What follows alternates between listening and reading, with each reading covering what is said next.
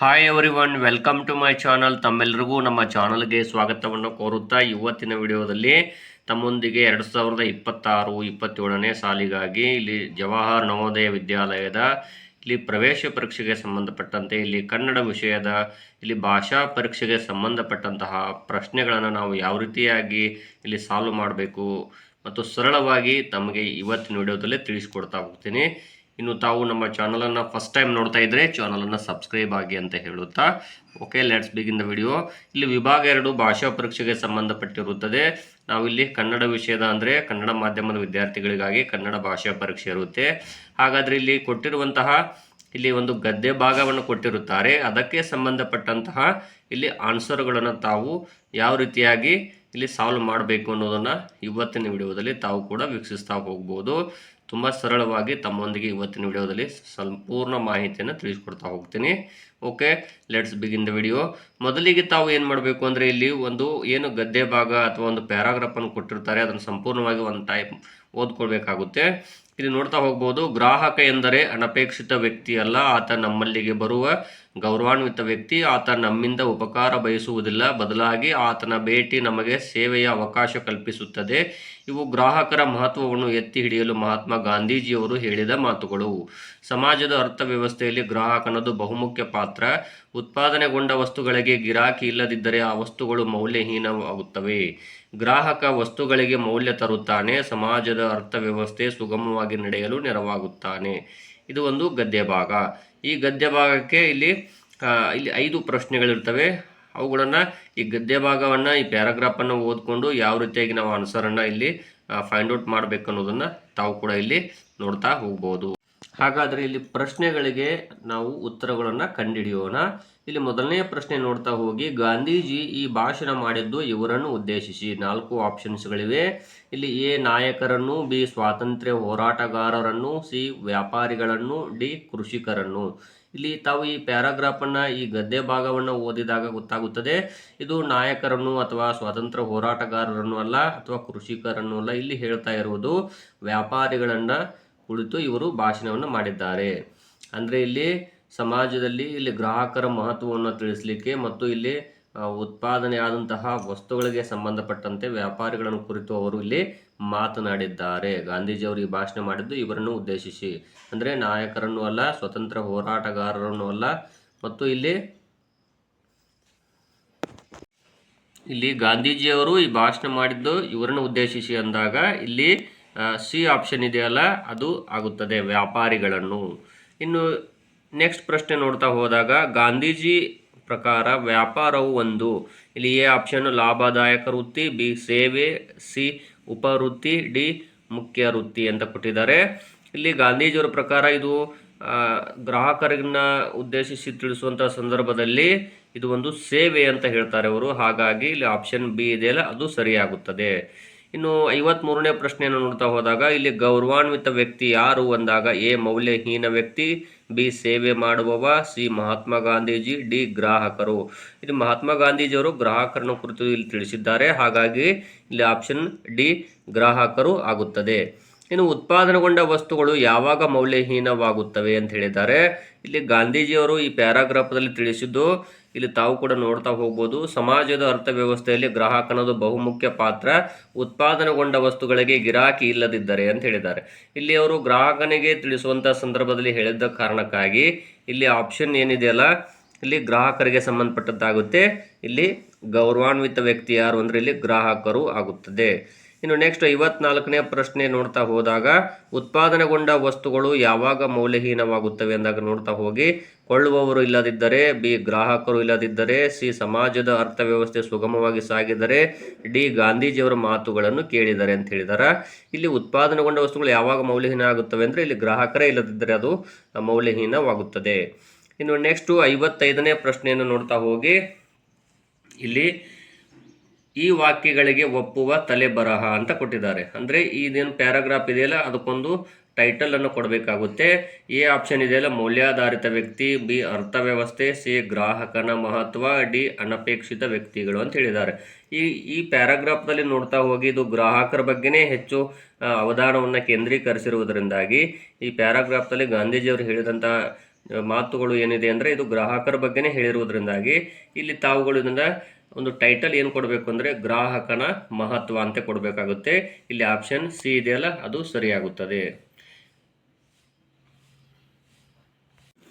ಇನ್ನು ಇನ್ನೊಂದು ಗದ್ಯ ಭಾಗವನ್ನು ನೋಡ್ತಾ ಹೋಗೋಣ.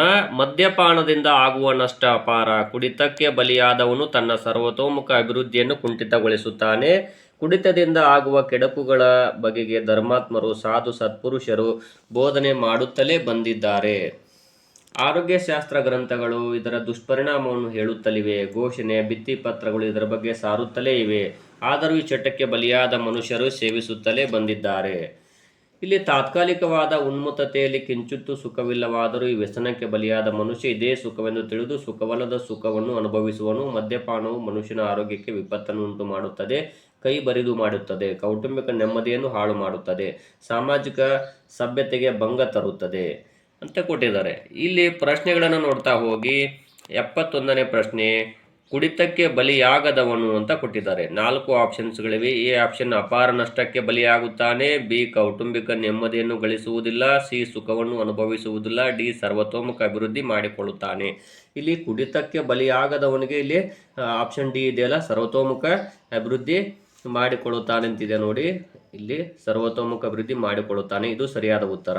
ಇನ್ನು ನೆಕ್ಸ್ಟ್ ಪ್ರಶ್ನೆ ನೋಡ್ತಾ ಹೋಗಿ, ಆರೋಗ್ಯಶಾಸ್ತ್ರ ಗ್ರಂಥಗಳು ಏನನ್ನು ಹೇಳುತ್ತಲಿವೆ ಎಂದರೆ ಇಲ್ಲಿ ನೋಡ್ತಾ ಹೋಗಿ ಒಂದನೇದ್ದು ಇಲ್ಲಿ ಈ ಪ್ಯಾರಾಗ್ರಾಫ್ದಲ್ಲಿ ಕೊಟ್ಟಿದ್ದಾರೆ ನೋಡ್ರಿ.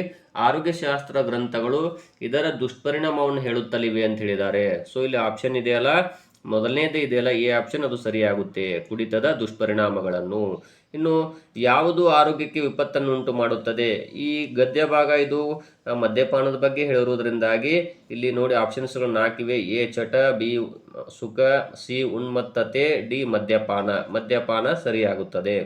ಇನ್ನು 74ನೇ ಪ್ರಶ್ನೆ ನೋಡ್ತಾ ಹೋಗಿ, ಮದ್ಯಪಾನಿಗಳು ಯಾವುದನ್ನು ಸುಖವೆಂದು ತಿಳಿದಿದ್ದಾರೆಂದರೆ ಎ ಆಪ್ಷನ್ ತಾತ್ಕಾಲಿಕ ಉನ್ಮತ್ತತೆ, ಬಿ ಆಪ್ಷನ್ ಸಾಧು ಸತ್ಪುರುಷರ ಬೋಧನೆಯನ್ನು, ಸಿ ಆಪ್ಷನ್ ಕೌಟುಂಬಿಕ ನೆಮ್ಮದಿಯನ್ನು, ಡಿ ಆಪ್ಷನ್ ಮಾನಸಿಕ ಶಾಂತಿಯನ್ನು. ಇಲ್ಲಿ ಪ್ಯಾರಾಗ್ರಾಫ್ದಲ್ಲಿ ನೋಡ್ತಿದ್ರೆ ಗೊತ್ತಾಗುತ್ತೆ ನಮಗೂ ಕೂಡ. ತಾತ್ಕಾಲಿಕವಾದ ಉನ್ಮತ್ತತೆಯಲ್ಲಿ ಅಂತ ಹೇಳಿದಾರೆ, ಅಂದರೆ ತಾತ್ಕಾಲಿಕವಾದಂತಹ ಸುಖದಲ್ಲಿ ಆಪ್ಷನ್ ಬಿ ಇದೆಯಲ್ಲ ಅದು ಸರಿಯಾಗುತ್ತದೆ.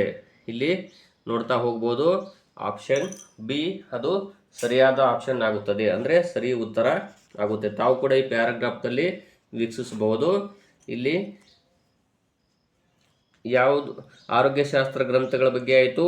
ಇಲ್ಲಿ ಮದ್ಯಪಾನಿಗಳು ಯಾವುದನ್ನು ಸುಖವೆಂದು ತಿಳಿದಿದ್ದಾರೆ ಅಂದರೆ ಇದೆಯಲ್ಲ ಇಲ್ಲಿ ಎ ಆಪ್ಷನ್ ತಾತ್ಕಾಲಿಕ ಉನ್ಮತ್ತತೆ. ಇನ್ನು ನೆಕ್ಸ್ಟ್ ಕೊನೆಯ ಪ್ರಶ್ನೆ ನೋಡ್ತಾ ಹೋದಾಗ, ಈ ವಾಕ್ಯಗಳಿಗೆ ಸೂಕ್ತ ತಲೆ ಬರಹ ಅಂತ ಕೊಟ್ಟಿದ್ದಾರೆ. ಅಂದರೆ ಈ ಪ್ಯಾರಾಗ್ರಾಫ್ ನೋಡ್ತಾ ಹೋದಾಗ ನಿಮಗೆ ಇದೊಂದು ಟೈಟಲ್ ಏನು ಕೊಡ್ಬೋದು, ಹೆಸರನ್ನು ಏನು ಕೊಡ್ಬೋದು ಅಂತ ನೋಡ್ತಾ ಹೋದರೆ, ಮೊದಲನೇದಾಗಿ ಎ ಕೌಟುಂಬಿಕ ನೆಮ್ಮದಿ, ಬಿ ಕುಡಿತದ ಕೆಡಕುಗಳು, ಸಿ ಆಪ್ಷನ್ ಆರೋಗ್ಯವೇ ಭಾಗ್ಯ, ಡಿ ಆಪ್ಷನ್ ಉನ್ಮತ್ತತೆಯ ಸುಖ ಅಂತಿದೆಯಲ್ಲ. ಇದು ಜಾಸ್ತಿ ಪ್ಯಾರಾಗ್ರಾಫ್ ಇರೋದು ಇದು ಕುಡಿತದ ಬಗ್ಗೆನೇ ಮದ್ಯಪಾನದ ಬಗ್ಗೆನೇ ತಿಳಿಸಿರುವುದರಿಂದಾಗಿ ಇಲ್ಲಿ ನಾವು ಇದಕ್ಕೆ ಆಪ್ಷನ್ ಆನ್ಸರ್ ಯಾವ್ದು ಕೊಡ್ಬೋದು ಅಂದರೆ ಇಲ್ಲಿ ಕಡೆ ಆಪ್ಷನ್ಗಿಂತಲೂ ಕೂಡ ಬಿ ಆಪ್ಷನ್ ಇದೆಯಲ್ಲ ಕುಡಿತದ ಕೆಡಕುಗಳು ಇದು ಸರಿಯಾಗುತ್ತೆ. ಆಪ್ಷನ್ ಬಿ ಇದೆ ನೋಡಿ, ಕುಡಿತದ ಕೆಡಕುಗಳು ಇದು ಸರಿಯಾಗುತ್ತದೆ. ಇನ್ನೊಂದು ಗದ್ಯ ಭಾಗವನ್ನು ನೋಡ್ತಾ ಹೋಗೋಣ. ಮಾನವ ಎಷ್ಟು ದೀರ್ಘಕಾಲ ಬದುಕಿದ ಎಂಬುದಕ್ಕಿಂತ ಬದುಕಿದ ಅವಧಿಯಲ್ಲಿ ಏನನ್ನು ಸಾಧಿಸಿದ, ಹೇಗೆ ಬದುಕಿದ ಎಂಬುದು ಗಮನಾರ್ಹ. ಒಬ್ಬ ಕಾಲವನ್ನು ಹೇಗೆ ಬಳಸಿಕೊಳ್ಳುತ್ತಾನೆ ಎಂಬುದರ ಮೇಲೆ ಆತನ ಜೀವನ ರೂಪಿತವಾಗುತ್ತದೆ. ಸರ್ ಎಂ ವಿಶ್ವೇಶ್ವರಯ್ಯನವರಿಗೆ ನಿಮ್ಮ ವಿರಾಮ ಕಾಲವನ್ನು ಹೇಗೆ ಕಳೆಯುತ್ತೀರೆಂದು ಪ್ರಶ್ನಿಸಿದಾಗ, ನನಗೆ ವಿರಾಮವೇ ಇಲ್ಲ, ಆದುದರಿಂದ ವಿರಾಮ ಕಾಲವನ್ನು ಹೇಗೆ ಕಳೆಯುವುದು ಪ್ರಶ್ನೆಯೇ ಉದ್ಭವಿಸುವುದಿಲ್ಲ, ನಾನು ದುಡಿಯುವಷ್ಟು ಕೆಲಸ ಇದ್ದೇ ಇದೆ ಎಂದು ಉತ್ತರಿಸಿದರಂತೆ. ಅಂತಲೇ ಅವರನ್ನು ಜಗತ್ತಿನ ಮಹಾನ್ ವ್ಯಕ್ತಿಗಳ ಗುಂಪಿಗೆ ಸೇರಿಸಿರುತ್ತಾರೆ ಅಂತ ಕೊಟ್ಟಿದ್ದಾರೆ. ಇಲ್ಲಿ ಮಾನವ ಬದುಕಿನ ಇಲ್ಲಿ ನೋಡ್ತಾ ಇರಿ ಯಾವುದು ಮುಖ್ಯ ಅಂತ ಕೊಟ್ಟಿದ್ದಾರೆ. ಈ ಗದ್ಯ ಭಾಗವನ್ನು ಓದಿದರೆ ತಮಗೂ ಗೊತ್ತಾಗ್ಬೋದು. ಇಲ್ಲಿ ಈ ಗದ್ಯ ಭಾಗದಲ್ಲಿ ಕೊಟ್ಟಿದ್ದಾರೆ. ಮೊದಲನೇದಾಗಿ ಮಾನವ ಎಷ್ಟು ದೀರ್ಘಕಾಲ ಬದುಕಿದ ಎಂಬುದಕ್ಕಿಂತ ಬದುಕಿದ ಅವಧಿಯಲ್ಲಿ ಏನನ್ನು ಸಾಧಿಸಿದ ಅಂತ ಕೊಟ್ಟಿದ್ದಾರೆ. ಅಂದರೆ ಇಲ್ಲಿ ಮೊದಲನೇ ಪ್ರಶ್ನೆ ನೋಡ್ತಾ ಹೋಗಿ ಮಾನವನ ಬದುಕಿನಲ್ಲಿ ಯಾವುದು ಮುಖ್ಯ ಅಂದಾಗ ಎ ಆಪ್ಷನ್ ಆಯುಷ್ಯ ಮತ್ತು ಜೀವನ, ಬಿ ಇದೆಯಲ್ಲ ಸಾಧನೆ ಮತ್ತು ಬದುಕುವ ರೀತಿ, ಸಿ ವಿರಾಮ ಕಾಲವನ್ನು ಬಳಸುವ ರೀತಿ, ಡಿ ದೀರ್ಘಕಾಲದ ಬದುಕು. ಇಲ್ಲಿ ನೋಡ್ತಾ ಹೋಗಿ ಇಲ್ಲಿ ಬಿ ಆಪ್ಷನ್ ಇದೆಯಲ್ಲ ಸಾಧನೆ ಮತ್ತು ಬದುಕುವ ರೀತಿ ಇದು ಸರಿಯಾಗುತ್ತದೆ.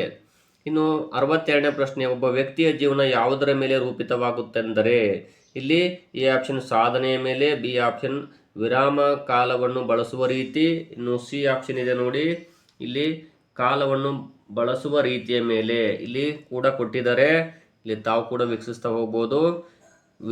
ನಿಮ್ಮ ವಿರಾಮ ಕಾಲವನ್ನು ಹೇಗೆ ಕಳೆಯುತ್ತೀರಿ ಅಂದರೆ ಅಂತ ಕೊಟ್ಟಿದ್ದಾರೆ. ಅದೇ ರೀತಿಯಾಗಿ ಒಬ್ಬ ಕಾಲವನ್ನು ಹೇಗೆ ಬಳಸಿಕೊಳ್ಳುತ್ತಾನೆ ಎಂಬುದರ ಮೇಲೆ ಆತನ ಜೀವನ ರೂಪಿತವಾಗುತ್ತದೆ ಅಂತ ಸರ್ ಎಂ ವಿಶ್ವೇಶ್ವರಯ್ಯ ಅವರು ಹೇಳಿದ್ದಾರೆ.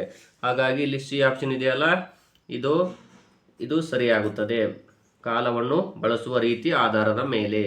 ಇನ್ನು ವಿಶ್ವೇಶ್ವರಯ್ಯನವರು ವಿರಾಮ ಕಾಲದಲ್ಲಿ ಏನು ಮಾಡುತ್ತಿದ್ದರೆಂದರೆ ಅಂದಾಗ ಎ ಆಪ್ಷನ್ ಪ್ರಶ್ನೆಗಳಿಗೆ ಉತ್ತರಿಸುತ್ತಿದ್ದರು, ಬಿ ಇದೆಯಲ್ಲ ಜೀವನವನ್ನು ರೂಪಿಸುತ್ತಿದ್ದರು, ಸಿ ಕೆಲಸವನ್ನು ಮಾಡುತ್ತಿದ್ದರು, ಡಿ ಆಲಸ್ಯಗಳನ್ನು ದುಡಿಸುತ್ತಿದ್ದರು. ಇಲ್ಲಿ ಸರ್ ಎಂ ವಿಶ್ವೇಶ್ವರಯ್ಯನವರು ಹೇಳುವ ಹಾಗೆ ಅವ್ರಿಗೆ ವಿರಾಮ ಕಾಲವಿರಲಿಲ್ಲ, ಯಾವಾಗಲೂ ಕೆಲಸವನ್ನೇ ಮಾಡ್ತಾ ಇದ್ರು. ಹಾಗಾಗಿ ಇಲ್ಲಿ ಸಿ ಆಪ್ಷನ್ ಇದೆಯಲ್ಲ ಇದು ಕರೆಕ್ಟ್ ಆಗುತ್ತದೆ. ಇನ್ನು 64ನೇ ಪ್ರಶ್ನೆ ಇದ್ದಾಗ ಇಲ್ಲಿ ವಿಶ್ವೇಶ್ವರಯ್ಯನವರನ್ನು ಮಹಾನ್ ವ್ಯಕ್ತಿಗಳ ಗುಂಪಿಗೆ ಸೇರಿಸಲು ಕಾರಣ ಇದಾಗಿದೆ. ಎ ಆಪ್ಷನ್ ಸತತ ದುಡಿಮೆ, ಬಿ ಆಪ್ಷನ್ ವಿರಾಮ ಕಾಲವನ್ನು ಕಳೆಯುವ ರೀತಿ, ಸಿ ವಿರಾಮ ಕಾಲದಲ್ಲಿ ದುಡಿಯುವ ರೀತಿ, ಡಿ ಮಹಾನ್ ವ್ಯಕ್ತಿತ್ವ. ಅವರು ಜಾಸ್ತಿ ಇಲ್ಲಿ ಕೆಲಸದ ಬಗ್ಗೆನೇ ಹೇಳ್ತಾ ಇದ್ರು, ಹಾಗಾಗಿ ಇಲ್ಲಿ ಸತತ ದುಡಿಮೆ ಎ ಆಪ್ಷನ್ ಆಗುತ್ತದೆ. ಇನ್ನು 65ನೇ ಪ್ರಶ್ನೆ, ಈ ವಾಕ್ಯಾವಳಿಯಿಂದ ಕಲಿತ ನೀತಿ ಇದಾಗಿದೆ. ಎ ಆಪ್ಷನ್ ವಿರಾಮ ಕಾಲವನ್ನು ಸರಿಯಾಗಿ ಬಳಸಿಕೊಳ್ಳಬೇಕು, ಬಿ ಆಪ್ಷನ್ ಮಾನವನು ಒಳ್ಳೆಯ ಆರೋಗ್ಯದಿಂದ ದೀರ್ಘಕಾಲ ಬದುಕಬೇಕು, ಸಿ ಮನುಷ್ಯನು ಸದಾ ಕಲಿಯುತ್ತಿರಬೇಕು, ಡಿ ಆಪ್ಷನ್ ದುಡಿಮೆಯಿಂದ ವ್ಯಕ್ತಿತ್ವ ರೂಪಿತವಾಗುವುದರಿಂದಾಗಿ ಇಲ್ಲಿ ಸದಾ ದುಡಿಮೆಯಲ್ಲಿಯೇ ಕಾಲ ಕಳೆಯಬೇಕು. ಇಲ್ಲಿ ವಿಶ್ವೇಶ್ವರಯ್ಯನವರು ಕೂಡ ಇಲ್ಲಿ ಕೆಲಸದ ಬಗ್ಗೆನೇ ಜಾಸ್ತಿ ಹೇಳ್ತಾ ಇದ್ರು, ದುಡಿಮೆ ಬಗ್ಗೆ ಹೇಳ್ತಾ ಇದ್ರು. ಹಾಗಾಗಿ ಇಲ್ಲಿ ಡಿ ಇದೆಯಲ್ಲ ದುಡಿಮೆಯಿಂದ ವ್ಯಕ್ತಿತ್ವ ರೂಪಿತವಾಗುವುದರಿಂದಾಗಿ ಸದಾ ದುಡಿಮೆಯಲ್ಲಿಯೇ ಕಾಲ ಕಳೆಯಬೇಕು, ಇದು ಸರಿಯಾದ ಉತ್ತರ ಆಗುತ್ತದೆ. ಈ ರೀತಿಯಾಗಿ ತಾವು ಕೂಡ ಮೊದಲಿಗೆ ಗದ್ಯ ಭಾಗವನ್ನು ಒಂದೆರಡು ಸಾರಿ ಓದ್ಕೊಳ್ಬೇಕು. ತದನಂತರ ಪ್ರಶ್ನೆಗಳಿಗೆ ಇಲ್ಲಿ ಅವರು ಕ್ಲಿಷ್ಟತೆಯನ್ನು ಕೊಟ್ಟಿರ್ತಾರೆ, ಕನ್ಫ್ಯೂಸ್ ಮಾಡ್ತಾರೆ. ತಾವು ನಿಧಾನವಾಗಿ ಓದಿ ಯಾವುದು ಸರಿ ಉತ್ತರ ಆಗುತ್ತೆ ಅಂತೇಳಿ ತಾವು ಚೆಕ್ ಮಾಡ್ಕೊಳ್ಬೇಕಾಗುತ್ತದೆ.